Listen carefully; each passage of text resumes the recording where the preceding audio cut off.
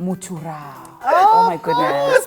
It's like everything of the inside of a cow or God knows whatever is just stuffed into the intestines, right? Yes. So that means that my chicken was now sprinkled with agouti, bush rat. Oh. Because it's from the same damn pot. Those Kenyan birds that we used to catch and then grill, honestly, I can swear that was what was on my plate. At the dinner table. Because I'm like a little...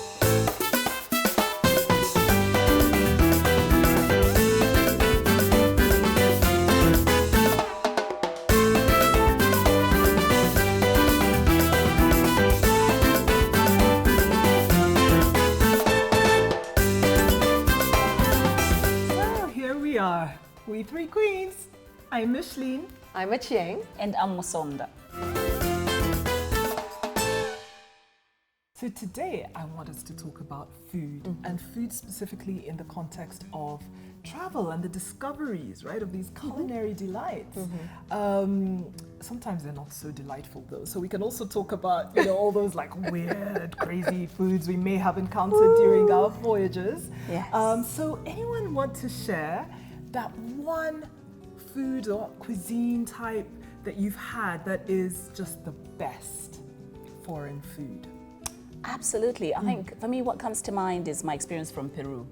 So a couple of years ago, I was actually doing some work in Peru, and my colleague recommended a restaurant in the neighborhood that I was staying in, Miraflores.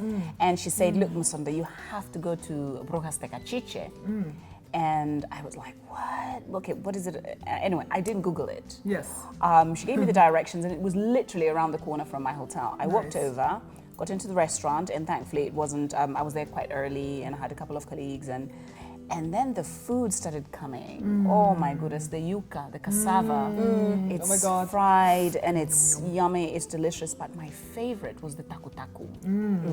And the taku-taku is this rice that's kind of like, curded, and it's really just put together beautifully, and there's a sauce around it, and if you eat fish, or you have chicken, or you have seafood, they put it there, and with this curry yellow sauce, it was yummy.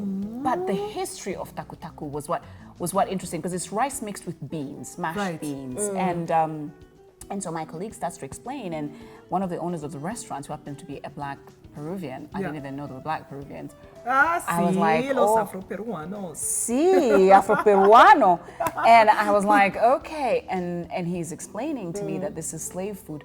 It tasted so familiar. Yes. I was like, the beans and the rice, and this feels familiar. Yes. Yeah. Oh my goodness, wasn't it delightful? And so it's probably really, really yummy just from what you've described. I actually tasted it too, and then the history behind it made it even more meaningful for you, right?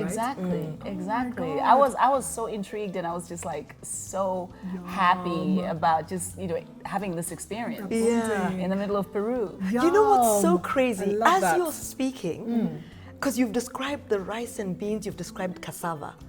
And my favorite food, actually, or one of my favorite foods, with everything that I've tried to eat, is actually West African food. And it started with all this travel across Africa for work. Right. The plantains, or the jollof, or the rice with the beans, which we just had a couple of days ago with a former colleague from Nigeria. I love that stuff. And you know how they do the stews and everything? So I'd have to say, one of my favorite cuisines, hands down, is West African food. And then it's got the spice. They've got that. The spice has a kick and a flavor. It's not just pili pili or chili, it's wonderful. Oh my goodness. Yeah, it's interesting that all the way in LATAM and all the way here, that actually we're eating exactly the same things, Isn't that quite interesting? I love it. It's just that heritage, that African heritage. Yes. What about you? You know what I'm thinking? Singapore. I don't know if you've been to they have this food court, and food is really, really big for the Singaporeans. I haven't been. And so I wouldn't speak to like Singaporean food, but Asian fusion food. So I think it must be a Vietnamese food. It's those rice paper rolls, steamed, and inside you've just got like veggies, like your little carrots and little fresh green something, and it's just a roll. It's just a steamed roll. Let me tell you, you dip it in that peanuts satay-like sauce, and I'm just reliving the fresh crunch of that. And so forgive me for not knowing the name of it. And I think it's Vietnamese, but I ate it in the Singaporean food courts that are mostly Pan-Asian. So that for me would be my favorite sort of foreign food. And now you've got my mouth watering. Like that description. Oh my God. I'm just Yum. Time okay, to eat. we will eat a bit. Okay, so that's the yummy part, right? So let's talk about the yucky foods that you just can't stomach. You're like, or you did stomach them and you're like, I'm about to maybe throw up. Anyone? Okay, I know that wasn't an exaggeration because I know that there are foods of the world that you're like, I just can't. I cannot. Anyone have one? Do you know, I mean, when I moved to Kenya 13 years ago, I was invited by some friends, some local Kenyan friends. You know one here, by the way. So I got invited and they told me, and I think maybe that might have been the beginning of my vegetarianism. I was invited and they had this... they had several, this is Nyama Choma country, right? Roasted meat and this and that. And then there's a sausage thing on the fire. And I'm like, okay, so what exactly is this? And, the gentleman starts to slice it and then said, I can't even remember the name of it. Mutura. Oh my goodness. It's like everything of the inside of a cow or God knows whatever is just stuffed into the intestines, right? Yes. Of the cow, and then it's cooked, and it's a bit like the Scottish blood sausage. Something. I was like, no, not for me. Thank you. Oh I'll my stick to God. chicken. You're so funny. Black. I'm trying to think of what the Scottish call the black thing for breakfast. You have, right? The black pudding. Is that not haggis? Or yeah, I think it is haggis. Yes, black pudding. You have your eggs, your baked beans, your mushrooms, your stuff, and then I was like, no. The Black journey pudding, of my aka mutura. began. Scottish mutura. Scottish Kenyan mutura. Mutura is not for you, yeah? No. I'm telling the way people I sat away from salivate. it. I've seen people eat that I stuff sat with away from it. I mean, I literally avoided it. Not for you. No, not for me. Oh my God, that's funny. A friend of mine who is a former colleague, lovely lady, Jules. Jules and I were in Paris. She'd come for work and at the end of the trip, she was like, we must do a nice dinner, blah, blah, blah. So she decides, you know what, let's just take it up a notch. Let's go to one of these Michelin restaurants. So it was a 2-star or a 3-star. It was a really, fancy place. Expensive. Wow. We get to this restaurant, so we order, and I pick something that sounds really exotic, like something I've never eaten before, because I really wanted to try something different. So the chef comes in with the pot as the food is getting ready, and he opens it so I can see how it's smoking in this exotic weed. So I thought, okay, well, it's still smoking. Yeah, I know, right? Anyway, when the food eventually comes, on the plate now, it's been plated, it was, a little bird. I don't know if you guys did it in your countries or where you grew up. We used to catch birds. The yellow and black birds? Yes, little those ones. little tiny ones. I see them. Yeah. I see there's some probably out here. We used to catch them as kids. Take the cover of the bin with a stick and a string, and then you hide and you put little pieces of ugali, and then when the birds come, you catch them. No, for the real. boys used to do that. I remember. Yeah, that. well, I us guys I did never it. played that game. Neither did I. I'm guilty as charged. Hopscotch.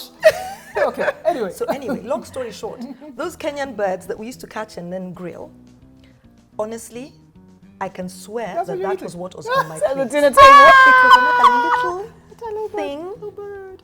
in this étoile restaurant. We paid a fortune for it. Of course, I ate nothing because the thing doesn't even have meat on it. So honestly, that was my worst experience. hilarious. I was so traumatized. Oh I was my I God. left there hungrier than when I walked in. Let's put it that way. That's so annoying, especially when you you? paid a lot. Lapo. Yeah, Oh my I'm God. telling you, crazy. That's okay. So my yuckiest that has come to mind Yeah. is when I lived in Abidjan.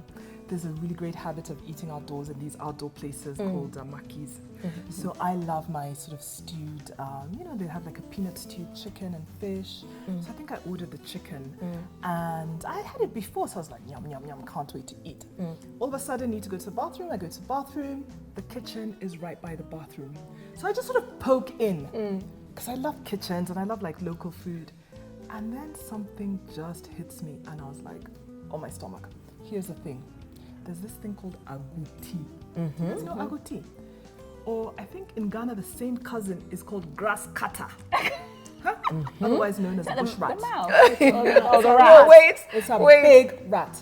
So Oh, let me now just throw the rat into my chicken sauce. here. Because that's exactly what they did. So guess what? They have one major pot, so it's like a big peanut sauce. Yeah. And they have a fish peanut dish, a chicken peanut dish, and you know, whatever. And it's actually peanut tomato. It's more tomatoey now that I think of it. And so everything, all those meats go in the same pot. So if you're ordering fish, mine is chicken, and yours is that horrible agouti bushrat thingy. So it's a mélange. It's a mélange. The cook just goes with his ladle. Okay, this is the chicken. Who wanted chicken? That lady over there in red. So that means that my chicken was now sprinkled with agouti, bushrat. Because it's from the same damn pot. Do you know when I saw that? I dashed off to the bathroom, came back, and I was like, you know what? From now on, I'm eating that grilled whole fish, poisson braisé, one of Côte d'Ivoire's delights. I stuck to poisson braisé for the rest of my 2 years in Côte d'Ivoire. Oh my Agouti, who God. eats? But okay, I know people out there. I know that some of you eat it, but always saying is eating food is subjective. Yeah, some things you totally. love. Yeah. I'm gonna be like, I just can't, and that was one of them. For those yucky moments, you just try and dislike those foods politely. Do not I don't want to offend anyone. Oh my God, ladies! As usual, you're hilarious. Tales are endless. Food is making me hungry. Thank you so much. So here we are, we three queens. Bye.